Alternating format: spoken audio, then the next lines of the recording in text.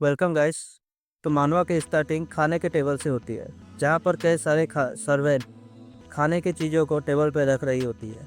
तभी एक सर्वेंट कहती है, यंग मास्टर के लिए सारे पकवान बनाए हैं, पर वह तो कोई खा ही नहीं सकते। कभी दूसरी सर्वेंट कहती है, पता नहीं आज उन्होंने इतने सारे खाने को क्यों बनवाया है, वैसे भी वो तो दलिया ही खा कर के रहने वाला है। तभी एक सर्वेंट कहती है, अभी तक तो उन्हें आ जाना चाहिए था। तभी मेन कैरेक्टर दरवाज़ा खोलते हुए बड़े ही एटीट्यूड में बाहर आता है और कहता है, वाह आज तो खाने का खुशबू ही कुछ अलग ही आ रही है। तभी एमसी को देख करके एक सर्वेंट कहती है कि लगता है यंग मास्टर का सेहत अभी बहुत ही ठीक हो गया है। तभी एमसी खाना खाने लगता है। इतने में दरवाजे पर वही डॉक्टर आ जाता है। तो मेन कैरेक्टर उसे अंदर बुलाता है और उसे देखकर मेन कैरेक्टर स्माइल मारते हुए सोचता है कि कमबख्त अभी क्यों आया है, साले ये अपना गलती मान क्यों नहीं लेता है।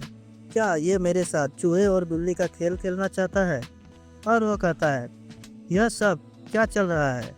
तो वो डॉक्टर कहता है कि आप क्या कहना चाहते हैं सर, और नाटक करते हुए कहता है, मैंने आपके बारे में सोच रहा था, मैं आपको देखने के लिए चला आया। वैसे आपका रंग ढंग को अलग लग रहा है। अब आप मुझे लगता है कि मेरे द्वारा दिए गए प्रयोग से आप बहुत ही सेहतमंद हो गए हैं। तो मैन क्या कहता है, प्रयास, ओहो सुन, मुझे लगता है कि आप मुझे ड्रैगन और फोनिक्स के सूप से लुभाना चाहते हैं। मैं सही कह रहा हूँ ना। जो सुनकर तो बुड्ढा शॉक्ड हो जाता है और कहता है कि सर लगता है कि कोई मिसअंडरस्टैंडिंग हुई है। यह ड्रैगन फोनिक्स का सूप तो बहुत ही पौष्टिक होता है। तो मेन कैरेक्टर कहता है, ओह ऐसी बात है क्या, मुझे लगा कि यह जहर का काम करता है। जो सुनकर बुड्ढा कहता है, आप क्या कह रहे हैं, मैं आपका पर्सनल डॉक्टर हूँ, मैं ऐसा नहीं कर सकता। अगर मेरे आने से आपको कोई दिक्कत हो रही है तो मैं यहाँ से जा रहा हूँ। तो मेन कैरेक्टर उसे रोक देता है और कहता है, आप बिना बुलाए ही यहाँ पर आ गए और बिना परमिशन के यहाँ से जा रहे हैं। क्या आप यहाँ पर अपने आप को सबसे बड़े और मास्टर समझते हैं क्या। जो सुनकर बुड्ढा तो डर जाता है। तो मेन कैरेक्टर बातों को बदलते हुए कहता है, अरे मैं तो मजाक कर रहा था, आप तो कुछ ज़्यादा ही घबरा गए। तो वो बुड्ढा कहता है, या मुझे मालूम था आप मजाक ही कर रहे हैं। तो मैन कैरेक्टर कहता है, मुझे एक पत्र लिखना था, तो क्या आप मुझे पत्र लिखने में मदद करेंगे। क्यों ना आप लिखने का सामान ले आओ।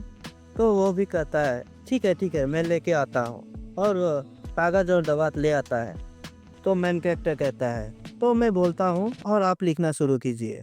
तो आप लिखिए, सर लीजेंड, वो एक गंभीर बीमारी के लिए मुझे कुछ दिनों के लिए उसके साथ उसके ही विला में रहना होगा। क्योंकि मेरा लाइफ बहुत ही लंबा है, तो मुझे आगे क्या करना है, आप मुझे इसके बारे में सुझाव दीजिए। जो सुनकर बुड्ढा तो डर जाता है और लिखना बंद कर देता है। जो देखकर मेन कैरेक्टर कहता है, अबे तू लिखना क्यों बंद कर दिया है, जल्दी से लिख इसे। तो वह कहता है, सर आप कैसी बातें कर रहे हैं और ये किस तरीके की बातें लिखवा रहे हैं, क्या आपको भी नहीं समझ में आई है क्या लिखवा रहा है। तो मैन कैरेक्टर उसका सुसाइड नोट लिखवा रहा था।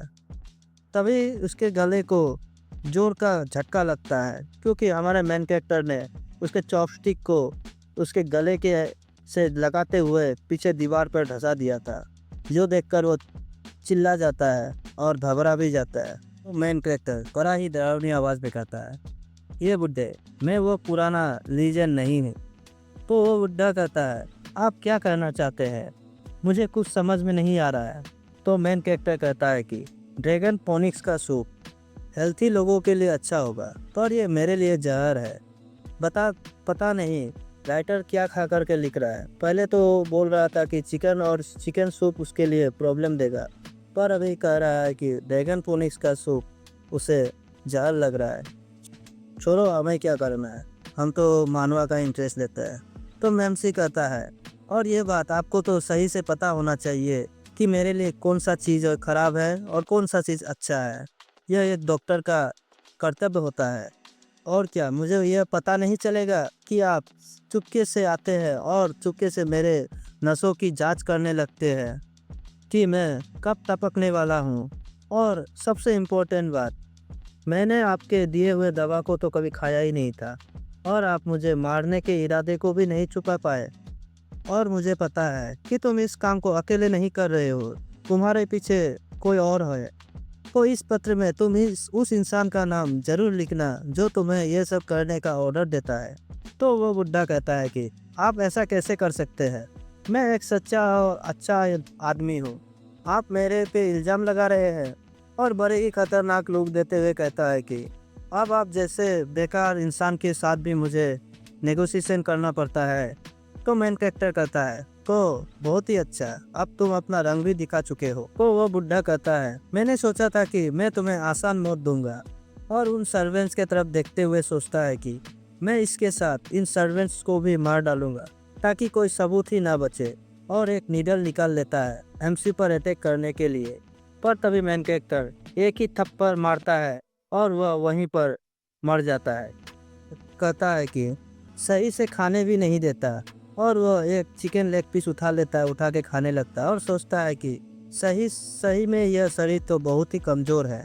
इस जैसे कमज़ोर को भी मारने के लिए मुझे बहुत ताकत लगाना पड़ा और मेरे हाथों में भी बहुत दर्द का महसूस हो रहा है। मुझे जल्दी से जल्द इस बॉडी को स्ट्रॉन्ग बनाना होगा। और एक बार जब मैं सही हो जाऊं तो इससे कोई फ़र्क नहीं पड़ेगा कि पूरा मार्चन ग्रुप क्यों ना मेरे दुश्मन हो जाए। और मैं जब मार्चन ग्रुप के मेंशन में जाऊं कब मुझे इस बंदे के बारे में पता लगाना होगा। कभी उसका सर में बहुत ही दर्द शुरू हो जाता है और उसे जिन जिन मोहन के मेमोरीज दिखाया जाता है जहां पर विन एंड मार्चेंट ग्रुप का पहला बेटा है। और वो ना तो दूसरे भाई जैसा होशियार है और ना ही तीसरे भाई जैसा स्ट्रॉन्ग। वह सिर्फ एक बड़ा बेटे के अलावा कुछ नहीं है। वह अपने पैसों से अपनी कमियों को पूरा करने की कोशिश कर रहा था पर अंत में वह गलत रास्ते में चला गया। जब तक उसकी गलतियों का एहसास हुआ और वह पीछे मुड़ कर देखा तब तक बहुत देर हो चुकी थी। जब वो बीमार पड़ गया तो उसे इस विला में भेज दिया गया। और प्रेजेंट में मेन कैरेक्टर सोचता है कि अगर ये मेमोरी सही है तो वे लोग इस जगह की परवाह नहीं करते। और मेरा प्रॉब्लम यह नहीं है बल्कि मेरा प्रॉब्लम यह बॉडी है जिसे मुझे सबसे पहले स्ट्रॉन्ग बनाना है। यह शरीर मुझे गिफ्ट में मिला है तो मैं इसे अपनी पुरानी टेक्निक से जल्द सही कर लूँगा। और तभी मेन कैरेक्टर की नज़र उसके तिजोरी में रखा खजाने पर जाता है, ढेर सारे खजाने पर जाता है। जो देख वो सोचता है कि यह तो सही है, इससे मैं कई सारे हर्ब्स खरीद सकता हूँ और जिससे मेरा इम्प्रूवमेंट और भी जल्दी से हो जाएगा। और इसी के साथ समय बीतता जाता है और हमें 1 साल बाद का दिखाया जाता है जहाँ पर मेन कैरेक्टर के मिला पर एक बंदा आता है जिसे देख सर्वेंट शॉक्ड हो जाते हैं। वो बंदा सर्वेंट से कहता है कि मैं यंग मास्टर के लिए एक लेटर लेके आया हूँ, तो क्या मैं उनसे मिल सकता हूँ। और ये बंदा और कोई नहीं बल्कि ये मार्चेंट ग्रुप का सीनियर गार्ड होता है। तो सर्वेंट कहती है कि यह हमारा यंग मास्टर उधर है। तभी वह बंदा मेन कैरेक्टर को देख सोच में पड़ जाता है और हमें मेन कैरेक्टर को दिखाया जाता है जो कि इन सालों में वह अपना ट्रेनिंग करते हुए बड़ा ही ताकतवर बन जाता है और डोले सोले बना लिया था और बड़े ही सेक्सी पोज मारते हुए वहाँ पे खड़ा हो रहा था। और इसी के साथ आज का एपिसोड को एंड करते हैं। तो मिलते हैं नेक्स्ट वीडियो में। Good bye.